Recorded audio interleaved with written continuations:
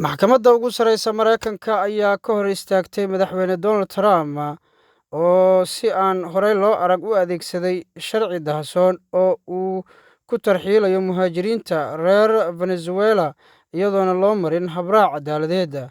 Xukunka degdegga ah ayaa lagu xusay in laba ka mid ah garsoorayaasha ugu maxaafidka ah ee guddiga 9 xubnood ka kooban ay diideen.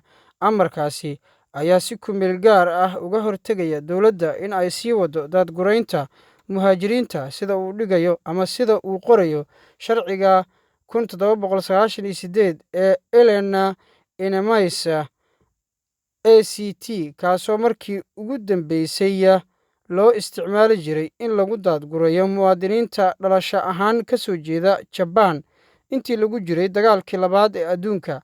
Trump ayaa bishii hore daaha ka qaaday in sharcigan loo isticmaalo si dadka Venezuela u dhashay looga musaafuriyo xabsiga caanka ah ee El Salvador.